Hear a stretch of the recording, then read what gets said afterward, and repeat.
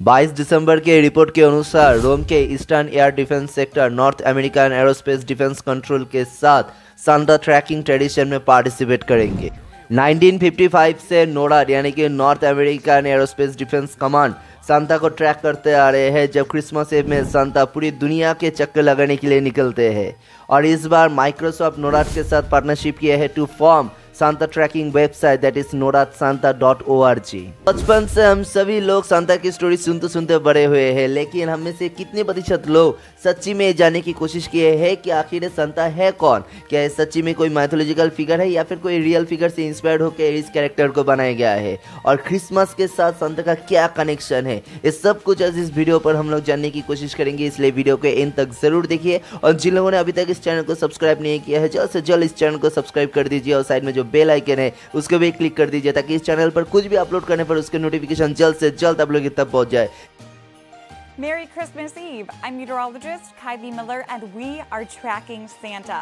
So far, Santa has delivered millions and millions of presents, and Santa was last spotted in southern Africa in Mozambique. Our main job at NORAD is to defend North America with the binational command, US and Canada collectively. We use our systems to track Santa. We use our North Warning System. As well, we use worldwide global satellites. And finally, our fighter aircraft. A gorgeous night out there for Santa Claus, and I'll tell you what, he should have perfect flying conditions. Ooh. Grace, did you see that? What was that Santa?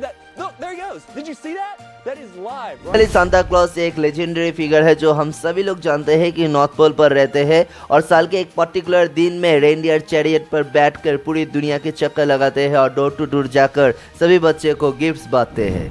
लेकिन ये legendary figure mainly 3 real life figure से inspired होकर बने हुए हैं। एक है the famous legendary figure Saint Nicholas, दूसरे है the famous English figure of Father Christmas और तीसरे है the Dutch figure of Sinterklaas. माना जाता है 4th सेंचुरी में रोमन एम्पायर लिसिया जो कि प्रेजेंटली टर्की है, वहाँ के मायरे प्रोविंस में एक ग्रीक क्रिश्चियन बिशप रहते थे। उनके नाम थे the Saint Nicholas. Saint Nicholas famous थे उनके दरियादिली की वजह से और गरीब और बच्चे को गिफ्ट देने की वजह से।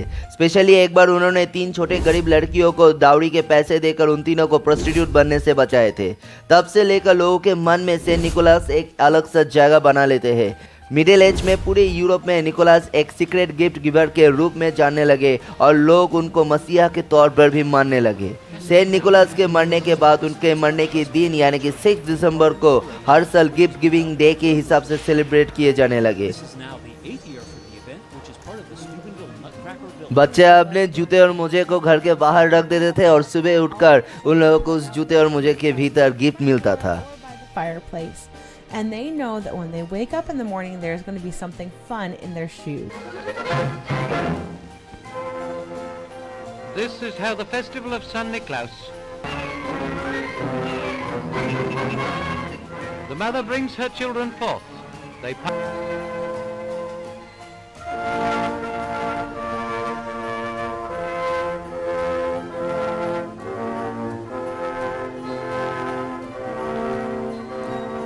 लेकिन 16th सेंचुरी में प्रोटेस्टेंट रिफॉर्मेशन के साथ साथ जब कैथोलिक सेंट्स यूरोप के कई जगह पर सप्रेस्ड होने लगे, तब उसके साथ साथ सेंट निकोलस के पॉपुलैरिटी भी घटने लगे। ओनली नीदरलैंड्स में 5 दिसंबर के रात ट्रेडिशनल सेंट निकोलस सेलिब्रेशन होते थे in the form of Sinterklaas, जो कि डच लेजेंड्स के अनुसार अनदर काइंड फिगर थे जो कि 5 दिसंबर के रात को हाउस टू हाउस विजिट करते थे और बच्चों को गिफ्ट बांटते थे।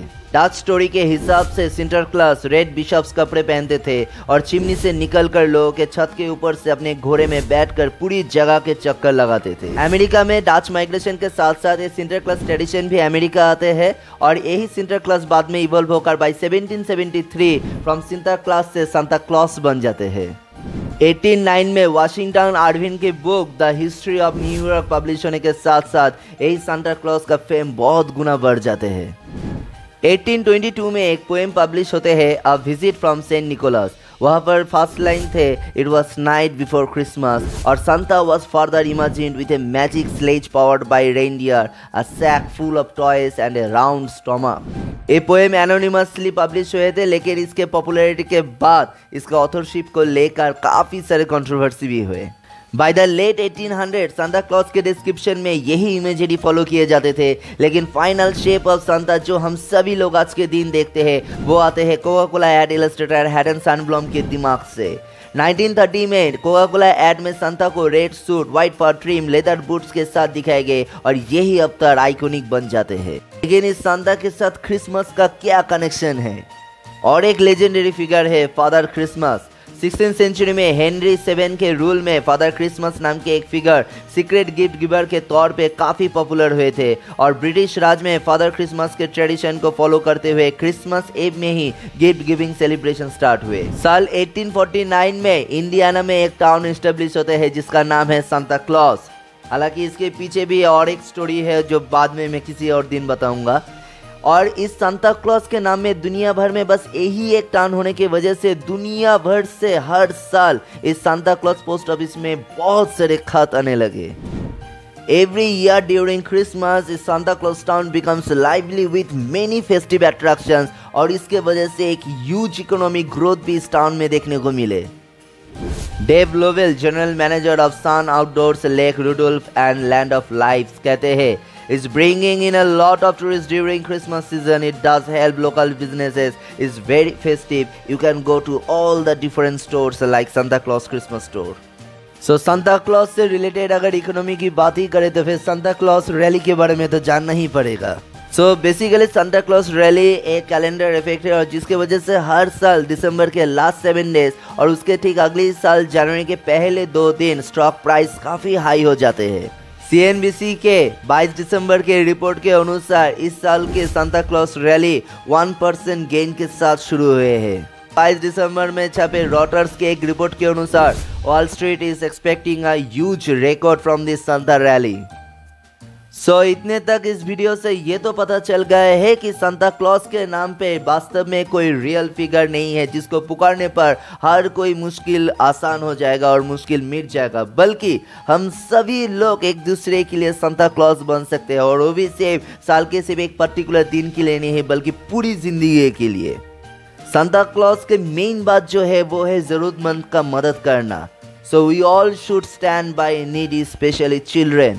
UN क्रॉनिकल के रिपोर्ट के अनुसार एवरी डे 25,000 से भी ज्यादा बच्चे भूख के मारे मर जाते हैं और 2021 के यूनिसेफ के रिपोर्ट के अनुसार more than 1 billion children are at high risk because of the impact of this climate crisis. Recently Gaza में चल रहे जेनोसाइड के वजह से 5,000 से भी ज्यादा बच्चे मारे जा चुके हैं और जो भी कुछ बच्चे बचे हुए हैं वो भी लाइफ सेविंग सपोर्ट से ही जिंदा है।